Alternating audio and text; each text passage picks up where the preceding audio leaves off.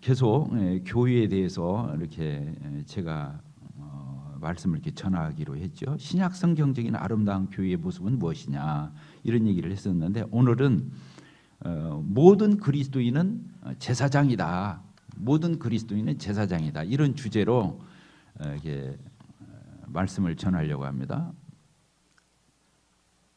정말로 그 교회가 신약 성경적이냐? 그렇죠. 그 교회 숫자가 몇 명 모이냐? 얼마나 화려하냐? 얼마나 으쌰으쌰하냐? 이런 걸 얘기하는 게 아니죠. 하나님의 말씀에 기록된 대로 해야 그 교회가 성경적인 교회죠. 그렇지 않겠습니까? 다른 거 아니에요. 초대교회를 보면 안다고 그랬잖아요. 지난번 제가 말씀을 드렸습니다. 사도행전 2장에 1, 2, 3장에 이게 쭉 나오죠. 한 10장 가까이 사도행전에 보게 되면은 신약 성경적인 교회의 모델이 그 초대교회 예루살렘 교회의 모습이 자세히 적혀 있습니다. 그런 교회의 모습이 다르게 표현하면은 하나님께서 이 교회를 이 지상에 탄생시키신 것이 사도행전 2장에서 시작됐다고 그래. 성령님이 강림하면서 우리 주님이 부활 승천하시고 하나님 나라 가셔서 하나님 보좌 우편에서 지금도 우리를 위해서 중보하고 계셔요. 예수님은 끊임없이 예수님이 가시면서 성령님을 보내주셨어요. 그래서 성령님이 지금 우리 가운데 오셨는데 그 오시는 날 교회가 시작됐어요. 구약에서는 하나님의 백성들이 있었지만 교회는 없었어요. 예수님 생전에도 교회가 없었어요. 예수님이 이 땅에 33년 동안 사시고 죽으시고 부활하시고 승천하셨죠. 승천하는 그날까지도 이 지상에는 교회가 없었어요. 교회는 언제부터 생겼어요? 예수님이 승천하시고 난 뒤에 성령님을 보내주셔서 사도행전 2장에서 성령님이 강림하면서 급하고 강한 바람같이 비둘기 같은 불의 효화같이 내려 사람들 위에 임하면서 이 교회가 시작되었다고 그랬잖아요. 나중에 교회는 언제 마칩니까? 나중에 마지막 신자가 이 교회의 마지막 신자가 구원받는 순간 예수님이 공중에서 오시죠. 천군 천사들과 더불어서 공중에, 이 지상에는 안 오셔요. 예수님은 2번 오셔요. 공중에 오실 때 이 교회는 성령을 소유하고 있는 사람은 교회를 다니는 사람이 아니라 성령을 소유한 거듭난 그리스도인은 그때 하늘로 공중에 올라가서 예수님을 맞이하게 돼 있죠. 그걸 휴거라고 그래요. 끌어올려졌다 이 뜻이에요. 휴거가. 그래서 거기에서 공중에서 만나서 언제까지나 주님과 함께 거울 거다 이런 표현을 쓰고 있습니다. 그래서 교회는 그때까지죠. 그때까지 휴거될 때까지. 그런 말씀 드렸잖아요. 휴거가 뭐냐면 모이는 날이에요. 따르십시다. 모이는 날. 누구 앞에 모여요? 나를 위해서 자기 몸을 버리고 희생하신 그 예수님이 그날 오시잖아요. 우리 신부된 교회를 데리러 오셔요.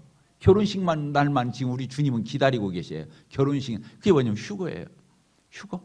신랑 되신 예수님이 신부된 교회를 데리러 오는 거예요. 그리고 천국에서 혼인잔치가 열리는 거예요. 이해가 되시죠? 그런 표현을 성경에서는 쓰고 있죠. 월, 화, 수, 목, 금, 토요일 날 한 5, 6일 남았죠. 얼마나 기다릴까. 우리 주님이 지금 주님 하나님 보좌 우편에서 우리를 중보하면서 우리 처소를 예비하시면서 주님이 날짜 세고 있다니까. 마지막 그 신부된 그 마지막 영혼이 구원받는 순간 우리 주님이 공중에서 오실 거예요. 데리러 오실 거예요. 그날 모이는 거죠. 교회 시대 가운데, 그러니까 구약의 성도들은 안 와요. 신약에 구원받은 교회에 속한 일원들은 그날 다 한 자리에 그냥 모이는 거예요. 다 모이는 거예요. 그 모이는 게 휴거예요. 교파도 필요 없어요. 나라와 민족도 필요 없어요. 시대도 필요 없어요. 정말로 그 사람 예수 그리스도의 보혈의 피로 죄 사함 받고 성령으로 거듭난 그런 사람들만 올라가는 거죠. 옹골 송천교회에 다닌다고 해서 우리 브레드린에 속했다고 해서 장로교회 큰 대형교회 다닌다 그날 올라가는 게 아니에요. 예수님의 보혈의 피로 죄 사함 받고 거듭난 영적 생명이네 성령을 소유한 사람이 올라가는 거죠. 그날은 교파고 뭐고 시대고 지역이고 다 필요 없어요. 인종이고 피부색이고 다 필요 없어요. 그날은 예수님 한 분 때문에 예수님을 영접한 사람은 그날 가서 다 만나는 거예요. 그러니까 오늘날 우리가 이렇게 우리는 브레드린에 속하고 어디는 뭐 장로교, 감리교, 성결교, 순복음, 침례교 이런 거 나누는 것이 얼마나 우스꽝스러운 것인가 그날 가서 알게 될 거예요. 그날 가서 알게 될 거예요. 저기 아프리카에 전혀 우리와는 더 동떨어진 어떤 그런 기독교 어떤 파트에서 구원받은 그런 사람도 그날 우리 형제 자매로 그날 만날 거예요.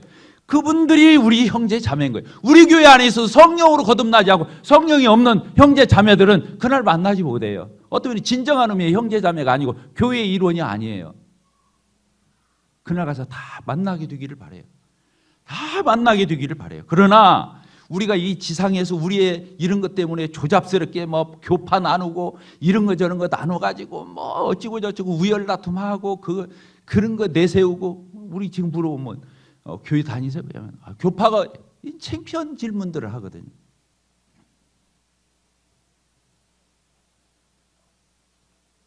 그래서 우리는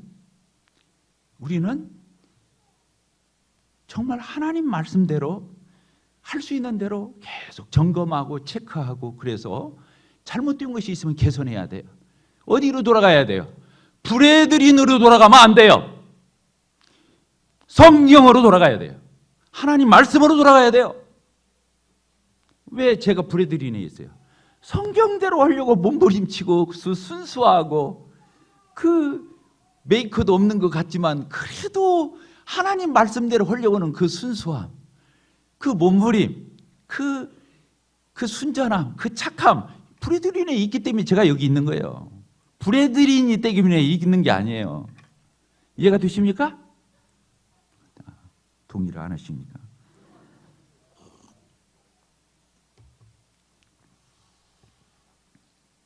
그렇습니다. 오늘 아침 어저께도 우리 이렇게 모여서 오늘 세팅하기 위해서 청소도 하고 이렇게 자리 정돈을 하고 또 상의도 했어요. 예배도 개선하자.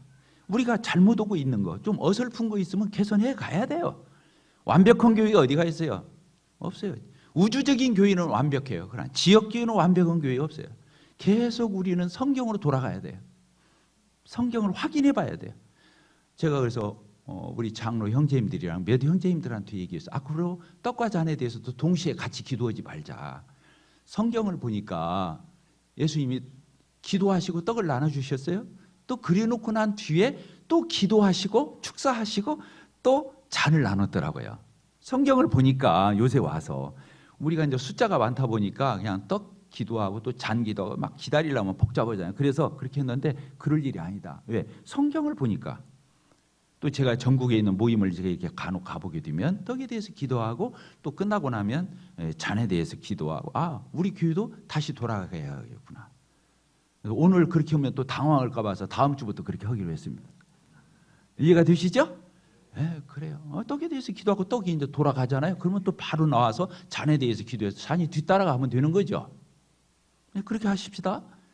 그리고 이제 또 제가 지난번에 세포항교회를 갔었는데 거기 가서 보니까 우리 전국 모임에서 나온 카프라고 그래요. KAF라고 그래서 카프 전국 모임에서 이렇게 만든 예배 찬송가가 있어요. 한 1000여 곡 되는 찬송가가 있는데 제가 이제 타 모임을 가보면 쓰는 데도 있지만 안 쓰는 데도 있지만 쓰는 모임들이 이게 다수 있어요. 그런데 그때 그 예배 찬송가를 부르는 걸 들으면 내가 모임에 왔을 적에 눈물 줄줄 흘리면서 하나님 앞에 찬양하고 예배하고 이랬던 생각이 막 불신 다가오는 거예요. 그래서 우리 형제님들한테 또 상의를 하고 제가 호소를 했어요. 한 2년 전에 그거 만들 때 우리도 쓰자 이렇게 했다가 의아미가 되었거든요. 근데 내년부터는 예배 찬양가 써야겠다. 이해가 되시죠?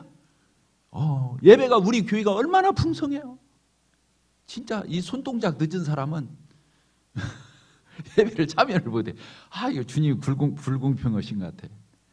감사 기도를 잘하고 못하고에 의해서 이게 서열이 나뉘어야 되는데 이 손 빨리 잡는 것 때문에 이게 되니까. 어쨌든 얼마나 주님이 우리 교회를 이렇게 축복하시고 이렇게 우리가 다 동참하고 예배가 얼마나 부흥됐어요. 그러나 이건 어쩌면 양적 성장이죠. 질적 성장도 해야겠다. 정말 우리가 하나님 앞에 그런 찬양 드리고 그렇게 감사 기도할 때 하나님이 짜릿짜릿 하셔야잖아요. 우리 짜릿짜릿 하려고 예배 드리는 게 아니잖아요. 하나님이 영광을 받으시고 영화롭게 되시고 하나님 기뻐하시고 하나님이 우리 이 예배에 푹 젖으시도록 그런 시간을 갖기 위해서 우리가 예배를 드리는 거잖아요. 그런 때가 빨리 왔으면 좋겠어요. 지금도 너무 우리가 볼 적에 참 그런데 우리가 볼 적에가 중요한 게 아니라 하나님이 기뻐 받으셔야 그 예배다운 예배니까 그런 생각을 하게 되었습니다. 아시겠죠? 오늘 베드로전서 2장을 같이 보도록 하겠습니다.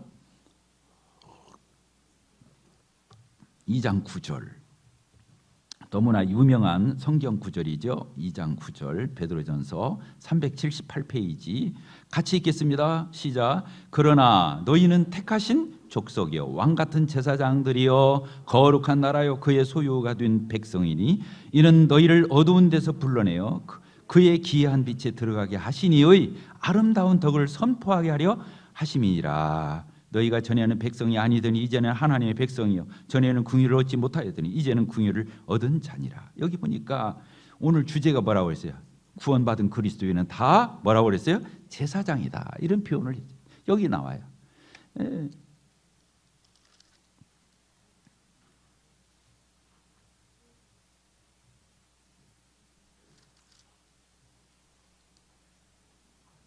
우리 구원받은 그리스도인은 다 제사장이에요. 따라서 합시다. 나는 제사장이다. 그런데 여기 성경에서는 뭐라고 했어요? 왕 같은 제사장이다. 더 수식어를 하나 더 붙였어요. 왕 같은 제사장이라는 거예요. 구약에서는 기름 부음을 받은 사람이 세 종류가 있었죠. 왕, 그리고 제사장, 그리고 선지자. 이렇게 세 종류의 사람이 기름 부음을 받았어요. 예수 그리스도는 기름 부음을 받은 자라는 뜻이에요. 예수는 구원자 이 뜻이고 그리스도 이 말은 기름 부음을 받으신 분 이 뜻이에요. 기름 부음을 받았다. 그게 메시아거든요. 신약에서는 그걸 그리스도라고 그래요. 기름 부음을 받았다고는 말은 아까 왕이다, 제사장이다, 선지자다 이런 뜻이에요. 예수님은 이 세 가지 직분을 그 한 몸에 다 지니시고 계신 분이에요. 예수님은 어떤 분이시요? 만왕의 왕이셔요. 앞으로 천년왕국을 이루면 실제로 왕으로 등극해서 다스리게 될 거예요. 예수님은 왕이셔요. 그런 게 기름 부음이 되죠. 예수님은 또 뭐이셔요? 우리의 대제사장이셔요. 예수님은 대제사장이셔요. 히브리서에 보면 이 말이 수도 없이 써 있죠. 멜기세덱의 반차를 쫓은 그런 대제사장이시다. 예수님 그래서 진정한 중보자가 되시죠. 또 예수님은 어떤 분이시에요? 선지자시에요. 천국 복음을 전하러 이 땅에 오신 예수님은 선지자적인 삶 그런 직임을 가지고 계셔요. 예수님은 세 가지 직분을 자기 한 몸에 다 지니시고 계신 기름 부음을 받으신 분이에요. 특별히 예수님은 대제사장이시죠. 우리 구원받은 성도는 대제사장 아니죠. 뭐예요? 제사장이에요. 제사장. 구약에서는요. 구약과 신약이 뭐가 달라요? 제사장은 뭘 받아야 한다고 그랬어요? 기름 부음을 받아야 돼. 따뜻하다. 기름 부음을 받아야 한다. 기름 부음이 뭐예요? 성령을 얘기하는 거예요. 따뜻하다. 성령. 예수님은 기름 부음을 받은 분이에요. 아까 왕으로서 제사장으로서 선지자. 그런데 예수님이 언제 기름 부음을 받았어요? 성령이 내릴 때. 예수님이 침례 요한한테 침례를 받을 때 성령이 비둘기같이 예수님 위에 내리죠. 이는 내 사랑하는 아들 내 기뻐하는 자 너희는 이의 말을 들으라. 예수님이 성령이 내렸어요. 한량없이 예수님에게 성령이 내려요. 예수님은 성령의 담지자가 되었어요. 성령을 담고 계셔요. 그래서 예수님을 영접한 사람에게는 예수님만 영접하는 게 아니에요. 성령도 나눠주시는 거예요. 분배자가 되시는 거예요. 성령의 수여자, 분배자가 되시는 거예요. 그래서 예수님을 믿은 사람은 다 기름 부음을 받는 거예요. 성령을 받는 거예요. 왜? 예수님이 성령을 받았기 때문에. 예수님이 성령을 받아 기름 부음을 받았기 때문에 예수님을 믿는 사람은 예수님만 영접하는 게 아니에요. 성령도 받아들이는 거예요. 그런데 구약에서는 아까 기름 부음을 받는 사람들도 아까 세 종류의 사람밖에 없고 극소수고. 그런데 구약에서 성령을 또 어떻게 받았어요? 아까 우리가 이제 구약을 연구해 보면 성령이 일시적으로 어떤 제한된 소수에게 특별히 일시적으로 과도기적으로 이렇게 성령이 임했다가 계속 그 사람 위에 머물러 있는 게 우리 사사기 지금 공부하고 있잖아요. 성령이 잠깐 임했다 사라져 버려요. 그러니까 그 사람에게 성령이 떠나는 거예요. 왔다가 떠나는 거예요. 그런데 신약은 그게 아니에요. 신약은 어떻게 됩니까? 예수님이 영접할 때 복음을 깨닫고 예수 그리스도를 나의 개인의 구주로 영접해서 예수님을 이렇게 내 구주로 믿었을 때 그 믿게 하신 것도 성령이시지만 그렇게 믿었을 때 성령님이 내 안에 들으셔서 인치시고 내주하시죠. 성령은 하나님이셔요. 따르십니다. 성령님은 하나님이시다. 성령은 아무한테나 올 수가 없어요. 죄가 없는 사람에게만 올 수 있어요. 왜 그러냐면 죄가 있는 상태에서 하나님이 와버리면 즉사여니까 그 사람이 의롭다함을 얻고 죄사함을 받아야만 그 사람에게 성령이 들어가실 수 있는 거예요. 그러니까 죄사함 받지 않았는데 성령님이 근데 죄사함은 예수 그리스도를 영접하지 않고는 죄사함을 받을 길이 없지요. 그래서 예수님을 영접한 사람에게는 그 증표로, 그 보증으로 성령을 주시는 거예요. 그러니까 예수님을 믿은 사람에게는 지금 누가 와 계세요? 내 속에 있는 성령 꺼내서 볼 수 있어요? 느낄 수 있어요? 만질 수 없어요.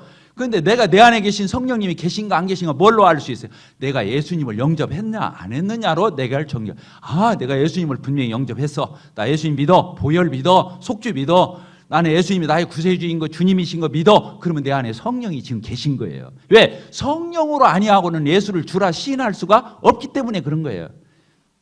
자, 이해가 되셨죠? 그래서 내 안에는 누가 계신다? 성령이 계신다. 성령이 계시네. 할렐루야 함께 하시네. 성령이 계신.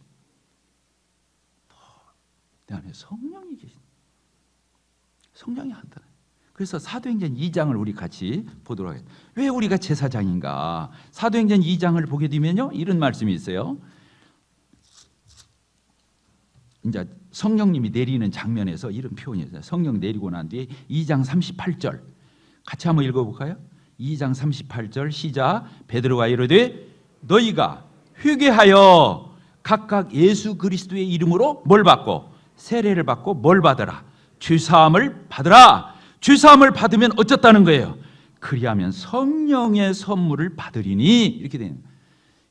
예수님을 믿고 복음을 깨닫고 예수님을 믿고 죄사함을 받으면 성령이 그때 오는 거예요. 성령이 오는 거예요. 그래서 신약 시대에는 건물 성전이 없어요. 건물 성전이 없어요. 성전이 뭘로 바뀐 거예요? 그리스도인이 성전이 된 거예요. 따라합시다. 그리스도인이 성전이다. 왜? 하나님이 계신 전, 성령의 전. 그걸 고린도전서 6장, 고린도후서 6장 이런 데 보게 되면 구원받은 그리스도인들 각각의 성도들을 향해서 뭐라냐면 네가 성전이야 이렇게 써 있는 거예요. 건물 성전은 신약 시대에 없어요. 근데 지금도 유대인들은 알지 못하니까 신약 시대에도 불구하고 통곡의 벽 앞에 가서 성전 세우게 해달라고 지금도 눈물을 흘리면서 기도하고 있어요. 아니요. 지금은 성전이 바뀌었어요. 뭘로 바뀌었어요? 건물이나 텐트가 없어지고 이제는 사람이 성전이 된 거예요. 그래서 산돌, 성경 베드로 선생은 산돌이라고 표현합니다. 마치 성전, 구원받은 그리스도인 하나하나를 산돌이 합쳐져 가지고 성전을 이루는 것 같아요. 그래서 우리가 지금 모여 있는 것은 성전끼리 모여 있는 거예요. 따라합시다. 성전끼리 모여 있다. 그러니까 이 교회가 성전이 되는 거예요. 이 예배당 건물이 성전이란 말이 아니고 이 사람의 무리 때를 가리켜서 이 교회 이 무리를 가리켜서 성전이라고 부르는 거예요. 그걸 신약이라고 그러는 거예요.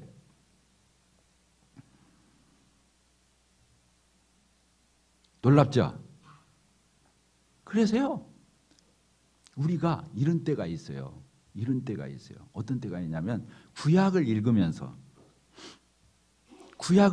지금 삼손 부분 우리 사사기 공부하면서 삼손을 공부하잖아요. 근데 삼손이 사사에서 대단하긴 해. 근데 엉터리인 게 너무 많아. 야, 끝도 없는 여자한테 넘어가. 야고 사람 꼴이 안 돼. 막 이런 걸 보게 되면 막 또 막 성깔이 보통이 아니야. 육신에 막 정욕이 막 그런 걸 보면 실망스러워요, 안 실망스러워요? 실망스러워. 그럼 우리가 뭐라고 이제 교제를 하냐면 이렇게 삼손 같은 사사도 이렇게 실수가 많고 이렇게 엉터리가 많은데 오늘날 우리는 얼마나 실수가 많아야 되겠냐. 우리 실수 많아도 너무 걱정하지 말자. 사사도 그랬는데 우리 같은 범인이 신약시대 우리 성도들을 봐라. 지금도 육신적이고 얼마나 우리가 세상에 약하고 육신적으로 약하고 우리 그냥 건드리면 넘어지고 우리 형편없을 수 있잖아요. 그렇지 않아요? 그렇게 말하면 성경을 전부 반대로 해석하는 거예요. 성경은 그렇게 해석하는 게 아니에요. 어떻게 해석하는 거예요? 그때는 성령이 있었어요? 없었어요? 없었어요. 구약 성도들은 성령이 없었어요. 사도들조차도 성령이 잠깐 내려다 떠났어요. 그런데 우리는 성령님이 오셔서 인치고 도장 찍고 절대로 떠나지 않아요. 영원히 우리와 함께 하시는, 예수님이 성령 보내주시면서 영원히 너희와 함께 하실 것이다, 이렇게 표현했어요. 예수님이 내가 세상 끝날까지 너희와 함께 하리라, 예수님이 우리 옆에서 같이 했나요? 아니, 성령을 보내주셔서 같이 하신 거예요. 자, 그 말씀이 있어요. 에베소서 1장을 봅시다. 에베소서 1장. 이런 것들을 우리가 정립하고 있어야 흔들리질 않는 거예요, 신앙이요. 자, 저를 봅시다. 그래서 신약 성도들은 물론 지금도 연약할 때가 있고 형편없을 때가 있고 부끄러울 때가 있고 기가 막히게 우리가 연약한 이런 것들이 허물투성이인 것이 맞아요. 그런데 그걸 정당화하면 안 돼요. 하나님이 우리에게는 누구를 보내주셨다고요? 성령을 보내주셔서 성도답게 살도록, 그리스도인답게 살도록, 육신을 이기도록, 세상을 이겨먹도록, 그리스도 안에 승리하도록, 열매 맺도록 하나님이 성령을 보내주신 걸 생각하면 그런 자꾸 자기 연민적인 자기 어떤 그런 실수와 연약함을 당연시하고 그것을 되풀이하고 다람쥐 쳇바퀴 돌듯이 계속 그런 것들을 반복해가는 이런 것을 엄살부리라고 있는 성경이 아니라는 거예요. 신약은 그렇게 해석하면 안 돼요. 우리와 같은 연약한 자가, 형편없는 자가 감히 예수 그리스도의 구속의 근거에서 성령님의 역사로 하나님의 뜻대로 순종하면서 나아갈 수 있는 그 저력을 주셨다. 우리 승리할 수 있다. 열매 맺을 수 있다. 잘못하면 또 우리가 회개하고 자백하면 되는 거고 벌떡 일어서서 다시 또 주님 앞에 달려. 신약 성도는 구약과 다른 거예요. 자, 이해가 되셨죠? 그래서 에베소서 1장을 이렇게 보게 되면 13절 아주 놀라운 구절이에요. 1장 13절 같이 읽겠습니다. 그 안에서 너희도 진리의 말씀 곧 너희의 구원의 복음을 듣고 그 안에서 또한 믿어, 그 예수님을 믿어. 뭐라고 그랬어요? 이게 놀라운 구절이에요. 약속의 성령으로 어떻게 했다고요? 인치심, 도장을 하나님이 너는 내 거야 찍었다. 그래서 보증이 된 거예요. 절대로 그 도장을 지울 수가 없어요. 그래서 14절에 이는 우리 기업에 뭐가 되사? 보증이 돼. 성령님이 보증이 돼. 그 얻으신 걸 속량하시고 그의 영광을 찬송하게 하려 하심이라, 이렇게 되어 있는 거예요.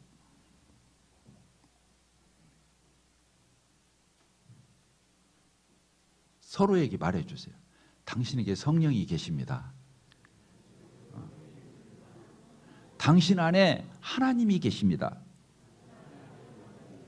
우리가 이 그리스도인들이 만만한 사람들이 아닌 거예요. 하나님이 내 안에 계신 거예요. 그래서 성화도 해야 하는 거예요. 구원받았다고 하면서 우리가 뭐 세상에 좀 뭐 쥐도 지울 수 있고 별 수 없지 어떻게 해. 막 완벽한 사람 어디 있어. 그러면서 함부로 사는 게 아니에요. 내가 뭐예요? 내가 성전이에요. 성전 깨끗해야 돼, 안 깨끗해야 돼요? 예수님이 성전에 들어가서 청소하셨어요, 안 하셨어요? 하셨어요. 그래서 내가 어떤 면으로는 도덕 윤리적으로 뭘 해야 돼, 안 해야 돼, 그렇게 해서 성화하는 게 아니에요. 내 안에는 누가 계시다? 성령이, 하나님이 계셔. 그러니 육신의 연약함과 이런 것들이 있을지라도 그래도 내가 그렇게 살면 안 되지. 정신 바짝 차려야지. 아니야, 나는 이 신분에 걸맞게 살아야 돼. 이러면서 치고 나가는 게 그리스도인이라는 거예요.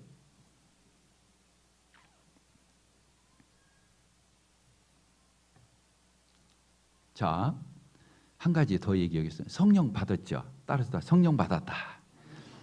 성령을 받으면 하나님이 뭐라고 표현했냐면 몸의 지체로 삼으신 거예요. 몸은 예수님의 몸이잖아요. 그게 교회예요.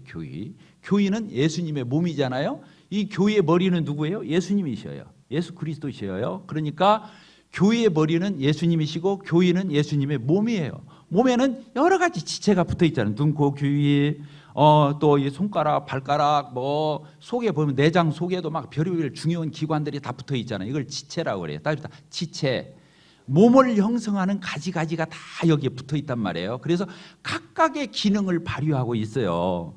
그래서 고린도전서 12장을 가서 보면은 손으로도 표현하고 발로도 표현하고 입으로도 표현하고 이 성령님이 우리에게 무엇을 주시냐면 지체로 삼으시면서, 몸에 붙어있는 지체로 삼으시면서 몸마다, 그 지체마다, 몸에 붙어있는 지체마다 각각의 기능이 다 달라요. 손은 이렇게 쥐고, 이게 손도 이렇게 뻗을 수 있고, 또 조금 있으면 우리 먹을 적에 집어서 먹기도 하고, 글씨 쓰기도 하고, 이 손으로 별의별 일을, 발로 돌아다니면서 또 무엇을 하기도 하고, 봉사도 하고, 여러 가지 일을 출근도 하고 그러잖아요. 그래서 몸에 지체가 있는 대로 기능이 다 달라요. 그래서 하나님이 뭘 줬냐면은 몸의 지체로 삼으시면서 지체의 기능을 다 주셨어요. 따릅시다. 지체마다 기능을 주셨다. 그 지체마다 기능이 다 달라요. 다 입이겠느냐, 다 발이겠느냐, 다 손이겠느냐, 뭐가 더 중요하고 뭐는 무시하고 이러면 안 된다는 거예요. 뭐 입이 중요하긴 하지만 입만 중요해요? 입 없다고 해서 죽어요? 저 안 보이는 심장이 멈추면 죽는 거지 입 없다고 죽지는 않아. 호수를 집어넣으면 돼. 여기서 입으로 설교하는 설교자가 중요하지 않다는 게 아니라 결정적으로 중요한 거 아니에요. 어떤 면은 보이지 않아요. 심장으로 드는 성도가 있다면 그 사람이 교회에서 더 중요한 거예요. 그래서 지체마다 각양 은사가 있어요. 따라서 합시다. 아까 지체에는 기능이 있다고 그런 것처럼 그걸 은사라고 불러요. 따라서 은사가 있다. 은사가 있는 거예요. 그래서 은사를 따라 섬기는 거예요. 주님을 섬길 때 뭘 따라 섬기는 거라고요? 은사를 따라 섬기는 거예요. 은사를 누가 준 거라고요? 성령이 주신 거예요. 따라서 성령의 은사. 성령이 주신 거예요. 내 안에 와 계신 성령이 나한테 주특기를 다 주신 거예요. 언제 성령 충만한지 알아요? 말씀도 있고 기도도 하고 봉사도 여러 가지 할 때 그죠? 진짜 성령 충만한 비결은 뭐냐? 은사를 따라서 사역하는 거예요. 따라서 은사를 따라서 사역하라. 그러면 성령 충만한 거예요. 왜? 성령님이 내 안에 오셔서 은사를 주시고 그 기능을 주셔서 그걸 막 사용해 먹어. 그걸 막 써. 그걸 막 원활하게 막 그냥 은사를 그냥 마음껏 활용해서 써먹어. 그러면 성령이 막 살걷는 거야. 내 안에 오신 그 은사를 부여해 주신 성령님이 그냥 아이고 좋아 막 그러는 거예요. 우리가 은사를 쓰는데 누가 좋아해? 나도 좋아요, 안 좋아요? 여기 나와서 아까 찬양한 분들 있잖아. 부러워. 그 찬양하고 났을 때 얼마나 마음이 충만할까? 찬양의 은사가 있으니까 찬양할 때 기쁘거든. 근데 하나님이 영광을 받으시자 성령이 충만해지거든요. 똑같아요. 저도 이렇게 설교의 은사가 있으니까 설교하고 나면은 찌르르한 그것이 조금 가요. 집에 가서도 이게 여운이 남아있어. 이해가 돼요? 그래서 성령 충만한 비결이 뭐예요? 은사를 따라 섬기는 거예요. 이런 설교 들어봤어요? 미안해.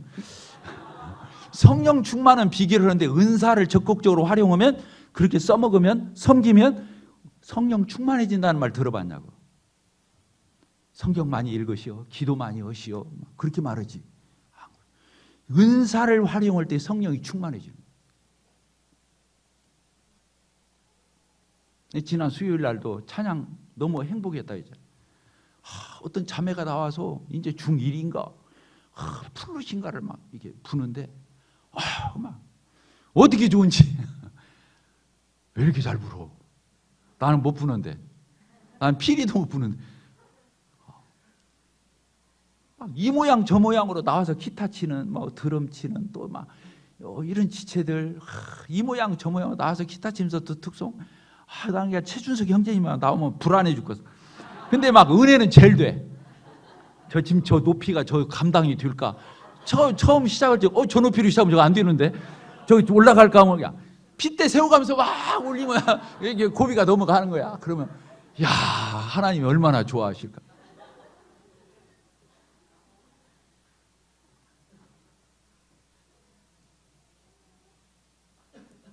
어떤 형제님 막 감동이 되니까 무악기로 또 하시더라고. 그냥 가사만 써가지고 와서, 나는 작사 작곡을 했는지 어쩐지는 모르지만 하여튼 그거 부르더라고. 놀랍잖아요. 하나님이 나에게 뭘 주셨다고요? 은사를 주셨어요. 그 은사를 활용해야 돼. 은사 활용 안 하면은 실업자예요. 제일 불쌍한 사람이 실업자인 거예요. 미안해요. 여기 실업자인 분들도 있을 건데 빨리 빨리 일거리 마련하세요. 제가 며칠 전에 저 추어탕집을 갔더니 실업자들이 한전 실업자들이 막 열 몇 명이 두원이 들어오더라고. 다 뒤지고 걸 일이 없으니까. 저거 아는 사람 다요. 저 앞에 와서 막 목사님, 나보다 훨씬 높았던 부장님이 와가지고 막 목사님 오면서 그냥 몰라봤어요. 마스크 쓰고 들어오니까 모자 쓰고 마스크 쓰니까 하나도 모르겠더라. 교회 안에서요. 교회 안에서 불쌍한 사람은 실업자예요. 지금 우리 교회 보세요. 여러분들이 영안을 조금만 열어서 보세요. 우리 주일학교 아이들 얼마나 안 믿는 집 아이들 수도 없이 교회를 드나들어요. 우리 교회 학생들 안 믿는 집 애들이 얼마나 많아요. 반반이요. 와서 다 먹이고 재우기도 하고 신방하고 다.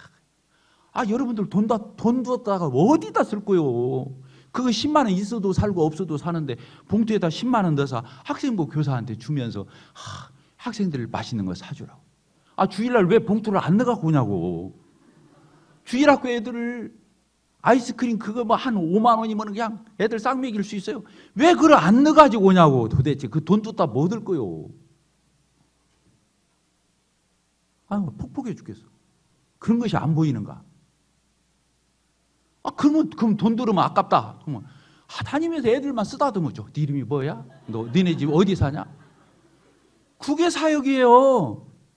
그러면 애들이 자나깨나 주일날만 기다려. 나 머리 쓰다듬어주는 형제니 왔나?